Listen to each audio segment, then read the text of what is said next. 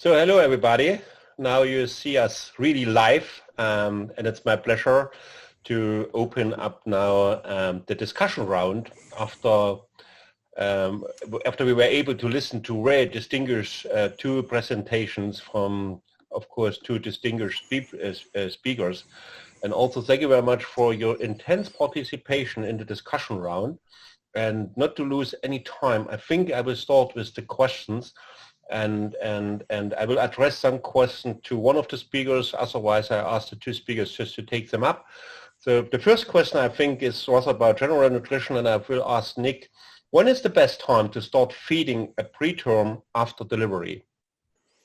Yep, that's a great question. I think what we've learned over the last few years is that it's safer to start small amounts of enteral feed much earlier than people might have started historically. And we feel that it's very safe now to start giving babies mother's own colostrum within the first few hours after delivery. So we would recommend that the team caring for the baby and the mother speak to the mother as soon as the baby is born, encourage her to do hand expression and collect those small drops of colostrum in a small syringe. And then that milk can be given to the baby into the mouth, what we call buccal colostrum, within the first few hours.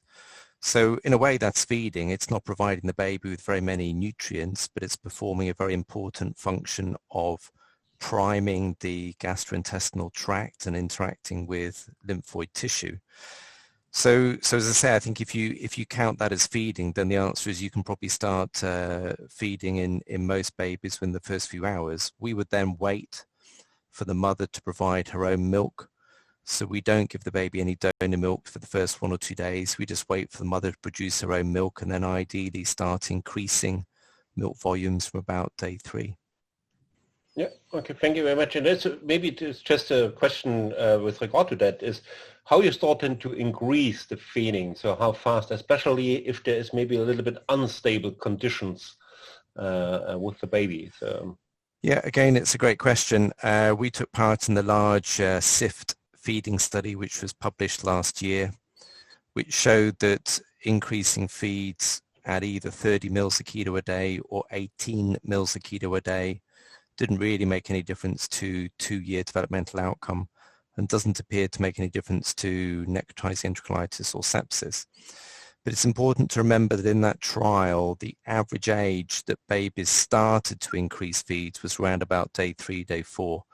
So we think that in most babies, it's safe to increase once the baby is 3 or 4 days old, and you probably can increase a bit more quickly in the stable babies. Defining which babies you go more slowly in is a bit more complicated. Generally, we would keep on to start feeding babies even if they're on a very low dose inotrope.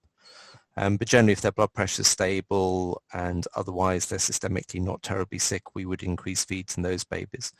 But I think it's important to be cautious where you've got babies who are very unstable, where they may be septicemic, where they may have an inflammatory storm, where the blood pressure may be not stable. In those situations, I think you need to worry about blood flow to the gut and just be a bit more cautious. We've learned that in most settings, parenteral nutrition is actually quite a safe intervention. So I think if you're at all worried about the gut in the first few days in terms of blood flow, blood pressure and these things, then it's sensible to go a bit more slowly. Yeah, thank you very much. I think the next question is rather to Hans. I think it was a part of your last part of the presentation with regard to the current situation about COVID. And the question is, during the COVID period, how we will manage premature babies' nutritional support if the breast milk of the mother is COVID affected? Well, to be honest, we've went through all the literature so far, and there's no report that any breast milk sample contains the virus. There are reports that there is a PCR positive breast milk samples, but that just shows that there has been virus there in the milk, but it can be indeed from the mother transferred through the breast in the breast milk, but it could easily also be from the environment or from retrograde flow from the mouth and then back in the milk or so. So that is all possible. So what we advise is to continue breastfeeding even when mothers are COVID positive. So when they are PCR positive or have clinical symptoms, one should, of course, be aware of contamination through the mouth of the mother. So she needs to take precautions. But for sure, one should continue it, especially when we, but also others, have shown that there are antibodies in milk present that might combat the coronavirus in those babies. And they're depending on those antibodies in this stage. So very good. So there's no reason to stop breastfeeding to be afraid because of COVID. So clear answer, I think. On the contrary, one should Absolutely. try and pursue that the breastfeeding is given. Thank you very much. I think that helps a lot on the clarification. And another question, I think, to Nick, maybe it's a little bit about when breast milk is not possible or breastfeeding and the preterms will receive formulas. Is it advisable to give water in between the feeds? No, I'm not sure. Liquid, no? Yeah, I'm not sure specifically what the question is, but generally we would only give the babies milk. So as you say, if there isn't any mother's milk, we would use a formula milk. We would choose the formula milk, obviously, depending on what type of baby we have. So if we have a premature baby, less than about 1.5 kilos, we would use an adapted formula design for preterm babies, but bigger babies probably are fine with the term formula. We've looked at the evidence base for hydrolyzed formulas and these other sort of adaptive formulas, and we're not convinced that there's any data that they're beneficial. So as Hans said, it's very clear that the best milk for all premature babies is mother's own fresh breast milk. Probably there is an advantage to use donor milk where you have it available, but if you have not got donor milk available, then using a formula without any other water or fluid is probably best. Yeah, thank you very much. I think it's very good to clarify that it's really about feeding and not about just giving a liquid. Yeah, thank you very much. If I can add, Mike. Yeah, absolutely. My pleasure. I think it's even not wise to just give water. It's I think we're always trying to get as less nutrients in, and by just giving water, you are filling the fluid requirements, but without giving any nutrients or minerals or vitamins, and that's a pity actually. So please use either breast milk, donor milk, or preterm formula in preterm infants. Okay. I think there is another question just came in. I think as we have a discussion around, this goes back to the COVID, because I think you mentioned precautions, things that the mother should take, and there is a more specific question. What do you mean with these precautions? Well, mother should, there are two ways of doing so. So when the mother is putting the baby to the breast and the baby is able to drink, so from 32 weeks of gestation onwards, the mother should wear a mask and of course should clean her hands and clean the breast. If you're tube feeding, you need expressed breast milk, and then again you need to work as hygienic as possible. So mother should wear a mask during the expression of milk and clean hands and her breast. So those they're very logical measurements that one should take. Okay, thank you very much, Hans. Thank you for the good question and thank you for the answer. There is now another question. I think it's maybe to the both of us, you and maybe Nick will start. It's about the gut microbiome. What is the best approach to influence the gut microbiome of preterm infants? I think, and maybe it's linked to, do we give probiotics or not, or what should we do for the neck prevention? I think the strongest evidence still relates to mother's own breast milk. Mother's own breast milk is the one factor in every study that's ever been done that's been shown to improve gut health in preterm babies. It's quite difficult to define what is a healthy gut microbiome in preterm babies because it's very different from term babies. But all the evidence suggests that mother's own fresh breast milk is likely to promote the healthiest microbiome in babies. The data on donor milk is a little bit more conflicting because, of course, donor milk is being pasteurized. But there are some studies suggesting that if you mix donor milk and mother's milk together, you might give a better microbiome. I don't know. So undoubtedly, the question about microbiome starts off with making sure that you give mother's own breast milk, and that goes right back to the buccal colostrum. And we think that giving these babies buccal colostrum into the mouth may even encourage the right sorts of microbes to develop in the mouth that can then be swallowed. After that, probiotics is such a huge topic that I don't think we really have time to get it into in detail here. But in summary, as many people know, there have been a huge number of trials done. In general, they tend to point towards benefit from probiotics, but there are lots of issues, lots of different trial designs, lots of different probiotics out there on the market. And I think the honest answer is we still don't know. But I think it's quite difficult to look at the meta-analysis and see the effect and still try and convince yourself that there's no benefit. I think there is a benefit from probiotics, but we don't know which one. We need to be careful before we use them, make sure we've got good products, good quality control, because you can get contamination, which can be quite serious. Mm-hmm. Yeah, maybe there's something new to come with the discussion around, all these human milk oligosaccharides. Let's see what this will bring in the discussion from now. I think there's a lot of developments. I know that the first clinical trials are performed. I think it will be an exciting topic still, I think, even in the future. Thank you very much, Nick. I think another question was, again, a little bit about this premature, less 1,000 gram of weight. When do you suggest starting? How should you make advanced and enteral feeding? I think you rather answered this question. Maybe you give another 3 points, the key points again on this point.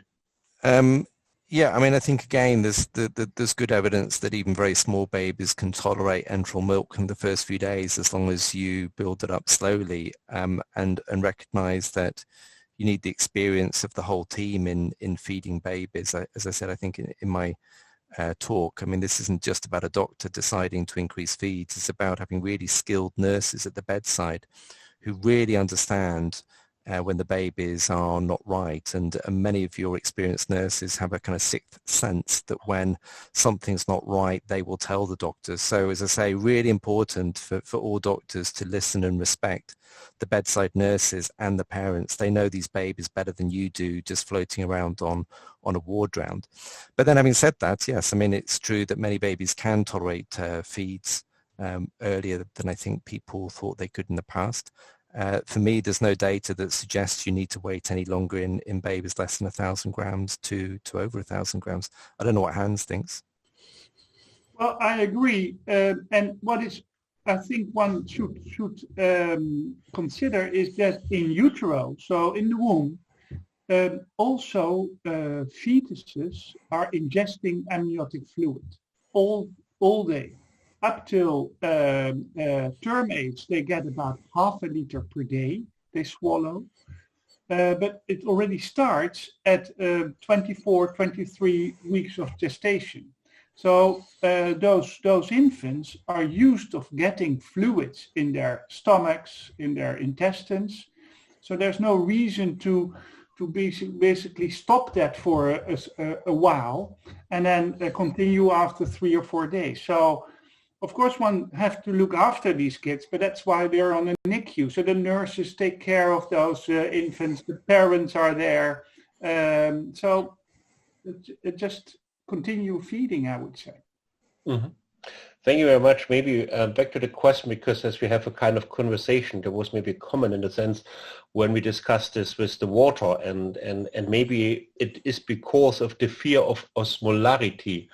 Maybe this is a little bit, is there any point of view? So what is about the fear about osmolarity? What should we be taking care of? I think osmolarity has been a kind of topic in neonatal kind of nutrition for 40 years or so, maybe longer than that. If you go back to the late 60s and 70s, there were a series of case reports or small studies suggesting that high osmolarity feeds either cause NEC or worse than some other outcome. But those interventions were really quite abnormal. They were using osmolarities in feeds of 600 or 700 milliosmoles, way higher than we would ever use now. When you come back to the range that most people are talking about, so breast milk is less than 300, but fortified breast milk will be somewhere between 300 and 400. as are most preterm formulas. There's really very little data that anything at the 300 mark is any better or worse than data at the 400 mark. So we tend to kind of go along with the AAP recommendation that 450 milliosmoles a litre is the kind of top end. But within that range below it, I don't think there's any really good evidence that osmolarity is a big concern. However, be aware that if you add a lot of electrolytes like sodium supplements and vitamins, these are quite hyperosmolar. And if you are giving these to babies, it makes sense to divide that osmolarity out as much as you can over the 24-hour period. So if you want to give the babies extra supplements, don't put it all into one feed, spread it out over 6 or 8 feeds if you can. And this also accounts for this additional water. So sometimes in the past, people were not using water, but they were using dextrose 10% or so.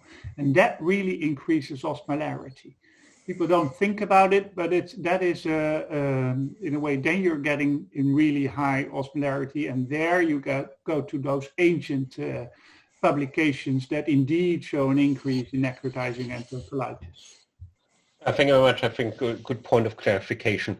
A little bit now we change. One thing maybe with regard to breastfeeding is about the fortification. So would you recommend use of human milk fortification after discharge?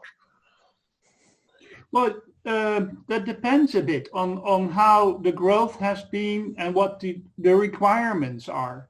There has been a few studies, only really a few, trying to fortify breast milk after discharge. Actually, from Denmark is the largest one, and they were able to do so. Of course, you need to express milk, then add the fortifier, and then again provide it to the child.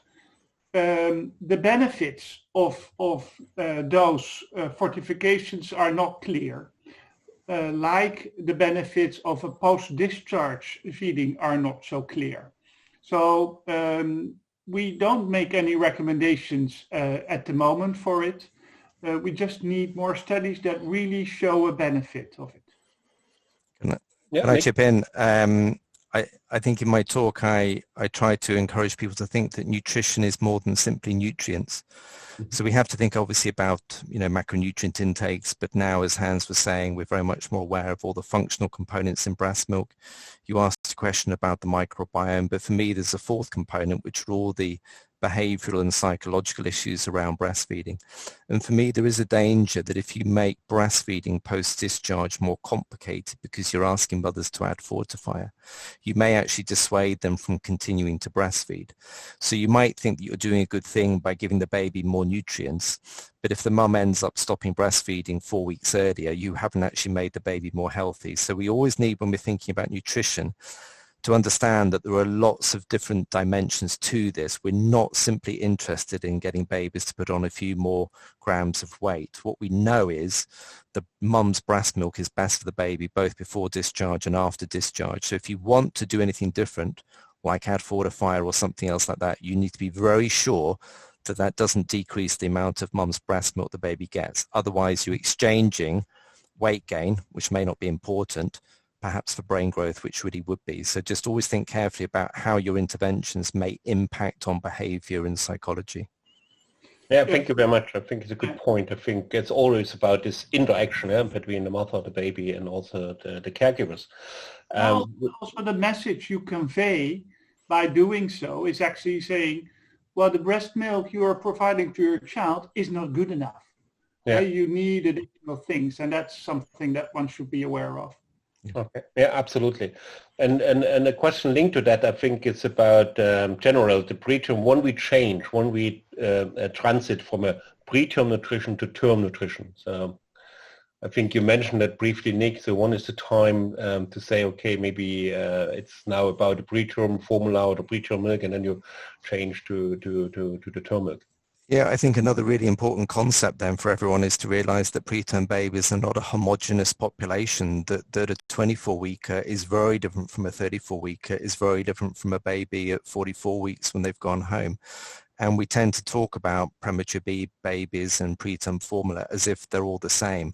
It's very clear if you look at the data that babies at 24 weeks need much more protein and energy than you would do per kilo at 34 weeks. So we need to appreciate that babies' needs are continually changing, and therefore there will come a point in time when the benefits of preterm formula as opposed to term formula start to disappear or maybe even become negative. So we and others have looked at this, and I think the data is still not very convincing.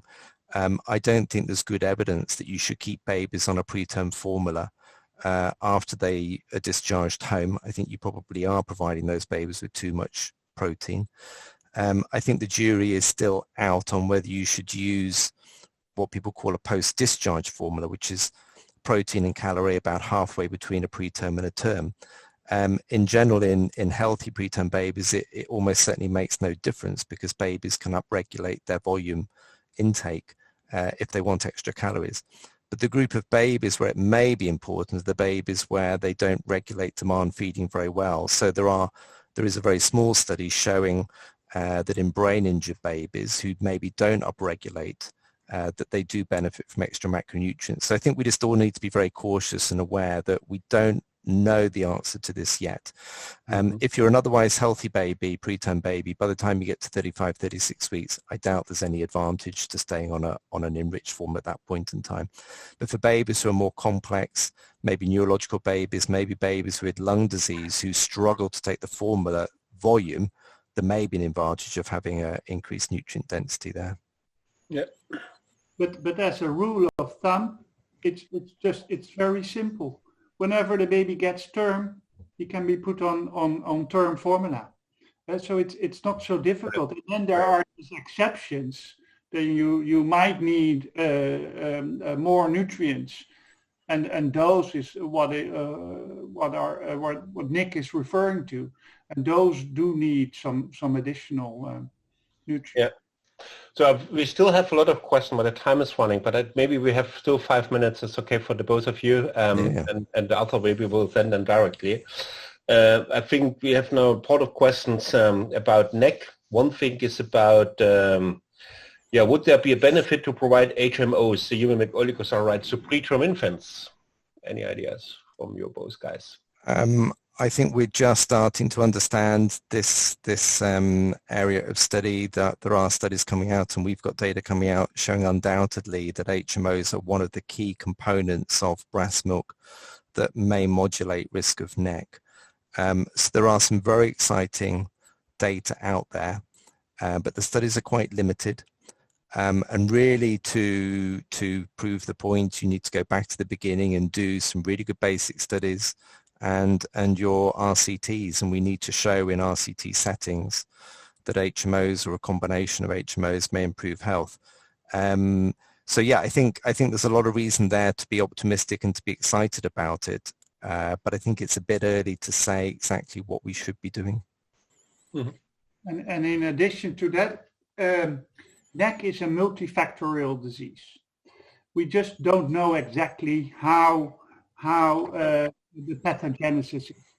The thinking that one specific ingredient can prevent necrotizing enterocolitis has been proven wrong for the last 30, 40, 50 years. So yes, they may add, one needs to think about how HMOs are working, and I guess we have some good ideas how they can support growth of certain bacteria that are associated with a reduced rate of necrotizing enterocolitis. So by doing so, one could theoretically think that they might be of help, and indeed those first studies do show some promising results in that direction. However, we need to be careful in now stating that HMOs will be the trick to reduce necrotizing enterocolitis. Even if you look at human milk, that contains more than 200 types of HMOs. That doesn't reduce neck completely. and the human milk contains also lactoferrin, and it contains all kinds of bacteria and all kinds of lysozymes. And so there are many different factors that all may contribute to reduction of necrotizing enterocolitis. But then even on pure human milk, there's still NEC. So one should be careful in saying, well, this will be the magic bullet that prevents all kids from having NEC. It would be great if we would find this magic bullet. But I think, as you say, it's a multifactorial thing, and that's why maybe there is no magic bullet. But I think more research will come and will show us the direction, whether it could be something different from maybe the probiotic use or something like that. Let's see. I think the question is about the treatment of gastrointestinal reflux in extremely preborn babies with respiratory problems. Would like to take these questions? I think. Well, the easy answer is that nobody's done a trial of any pharmacological intervention and proved that you actually significantly reduce reflux in these babies. So I don't know of any good data that tell you the best way to manage these babies. Every NICU comes up with their own little way of managing it. And there are some data showing that different kind of positions where you lie the baby may influence gastric emptying a little bit, but there's no data that treatments, the drugs for reflux improve any of the outcomes. There is a big risk that if you start giving lots of H2 blockers or PPIs because you decrease gastric acidity, you actually encourage microbial colonization potentially with pathogens. There are some data showing that higher use of H2 blockers increase the risk of NEC. So I would suggest to people that they're kind of careful that you don't start using ranitidine and omeprazole without very good data that it's going to be beneficial. But unfortunately, it's a universal problem. And I think the thing is not to overplay it. I mean, clearly a lot of babies have reflux, and most of them seem to get better with time. And in addition to that, the use of thickeners, which has been advocated some years ago, might also increase the risk of NEC. So, basically, first of all, one needs to rethink the diagnosis. How much reflux is tolerable for those infants, and then basically we don't have any treatment, and no one has. I think one of the things I saw quite nice a few years back was what people expect depending on what you call the condition. If you call the condition reflux, and you tell people it's positing and it's normal, then people are happy to put up with it. As soon as you put the word disease and you start calling it gastroesophageal reflux disease, people start wanting a treatment for it. So I would suggest to people you just call it reflux and avoid using the word disease. Thank you very much, Zoe. That's what's happening in a live session. So I think I would take the last three questions, and because I think the time is running, and I think we get more and more, and we could discuss a long time. So I think we had a very interesting symposium. I think one thing, because I think it's a little bit also about what we are discussing at this day, the World Premature Day. So when is the best time to discharge a premature baby from the hospital at home? Well, it's not so difficult. The baby should be stable, keeping its temperature, and should be able to get nutrients, so drink, or the parents should be able to give tube feeding to this child. It's sometimes, of course, it's depending on financial matters, on space matters. So how many availability do you have on the wards? But those three items are the ones that are important. Mm-hmm. I think it's very variable, isn't it? I mean, most NICUs in Europe, I guess, and North America, typically babies are around about 36 weeks, maybe a little bit younger if you provide them tube feeding. The more complex babies are clearly a bit older when they go home. It's quite normal for 24-weekers to have reached term or be after that. But I hear in African settings in Uganda that they send the babies home at 32 weeks because the parents, the family just don't have money, but the babies do fine. So they teach the parents the importance of keeping the baby warm and giving small amounts of milk, and they do it quite well. So I think we should always be open to, being flexible with babies. And again, I think it emphasizes that nutrition is more than simply tipping nutrients into the baby. You need to think about all the different aspects of how you support these babies. Another question maybe also to the discharge is when to start with weaning food. Is this the same corrected age, 4 to 6 month corrected age? Is there any clear recommendation on that? No, there's no clear recommendation, but there are some studies running at the moment, and there are already some results. What we know from all observational data is that parents tend to start a few weeks earlier with complementary foods for preterm infants, and usually that's around 4 to 6 weeks. There are now 2 trials running with large numbers of children that actually compare that interval between 4 and 6 weeks earlier than what is recommended in high-income countries, which is start for term infants between 4 and 6 months of age. Those outcomes of those studies are based on obesity, because there is, of course, a relationship with earlier starting with complementary feeding and higher rates of obesity in later life. And those outcomes are still out there, but there's no effect, what we've seen so far, and also what Nadja Heiden from Austria has seen so far on allergic symptoms or so for infants in the first 2 years of life. Mm-hmm. Can I just add, Mike, the term weaning strictly means stopping something, that you're weaning off something. And I think one of the very important concepts for people to get their head around is that there are 2 things going on here when we ask about this. The first question is, when should the baby first have something other than milk? So that is, when should you be introducing complementary semi-solid foods? And the other question is, when should you be stopping breastfeeding? Because that's really what's meant by the term weaning. And these are 2 separate things, and people sometimes get the 2 confused. And I think we do need to explain carefully to parents that just because you've started the process of introducing some non-milk foods into the diet doesn't mean that you should stop breastfeeding. So, in answer to the question, nobody knows the right timing. Our general advice is to wait for the babies to be about 3 months post their corrected date of term. We generally don't recommend before that, but you don't have to start then. But we still want to encourage mothers that they continue to provide breast milk for as long as they can, ideally up to 2 years of age. So these are 2 separate things going on when we say the term weaning. Yeah, no, thank you very much. And another question, I mean, Hans, you mentioned this with regard to allergy. Preterms and cow's milk allergy, is this a relevant topic?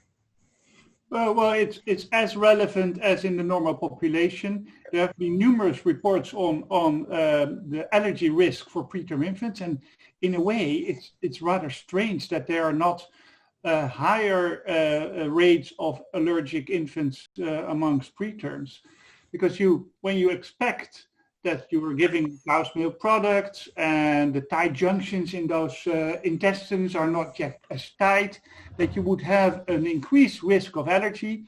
All the data suggest that there's not an increase in allergic reactions in preterms as compared to terms. So it's nothing more special for preterm infants to become allergic than for term infants, and the rates are identical.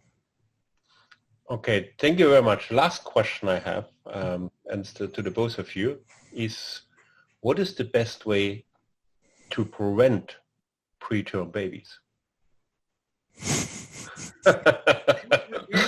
Well, it's very interesting right now with this COVID pandemic.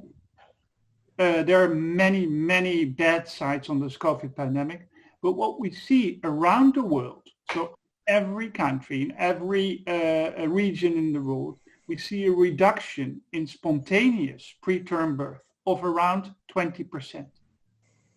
So that should make one think, what is different that we're doing now as compared to last year with regard to spontaneous preterm birth? And there are, of course, many things that are different. One can think of more hygiene. One can think of less infections in a way, because people are more resilient to or more reluctant to go out. It might also has to do with stress of the mothers because they are working at home. So there are many factors, and we just don't know yet. But 20% reduction is such a huge difference that one really should consider pointing out what was the cause of that, also to monitor very precisely what's happening after we've had the vaccines and all the things running there. It's amazing what has happened. It is, yeah. Nick, anything to add? Not really. I mean, I think the causes of preterm labour are very complicated, and it's kind of beyond what any of us are doing, you know. And I think, you know, I'm pretty sure that we're still going to be having lots of premature babies in 10, 20, 30 years' time. But you know, as Hans is alluding to, and it's possible that the very extreme premature babies are due to factors that perhaps could be adapted, and maybe the COVID is going to give us some ideas about that. And then just to put a kind of an advert or a plug-in for late and moderately preterm babies. We spend a lot of our time focused on these very preterm babies, less than 32 weeks, and that's where all the conversations about NEC and you know, microbiome all kind of focus on. But let's not forget these babies born at 32 to 36 weeks. There are you know, 5 to 10 times as many of them, and they're babies who really do need us to think about them. And I'm pretty sure whatever we do at 24 weeks, we're still going to be faced with lots of 34, 35 weekers. So let's not forget these babies as well. Yes, I think thank you very much. We should continue, I think, another 2 hours, what I see questions coming in. So I would really like, first of all, to thank you both for this, not only for this very distinguished presentation, but mostly for this very open discussion, very practical advices. I would really like to thank the participants around the world and this special day on the World Prematurity Day.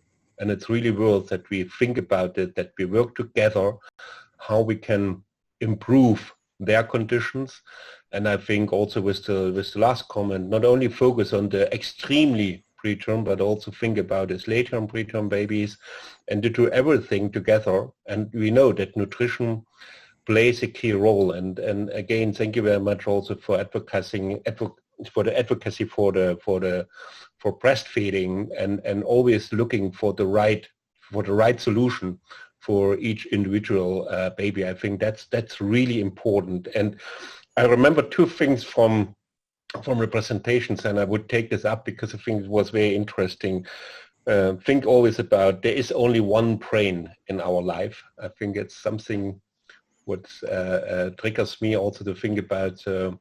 We should really take care of that. And also another one was not too little and not too much. I think that's also what we should take for our life. We are in a very intense situation at the moment around the world, and I wish all the people listening to us today that they stay healthy, that they take everything that they can live with this virus. I mean, that will end at some point of time, and a lot of research will be caused from this virus period, even what we discussed in the last 20% less preterm baby. So think about the right balance, not too little, not too much. Thank you very much. Enjoy and stay healthy. Thank you, your both guys. Thank you.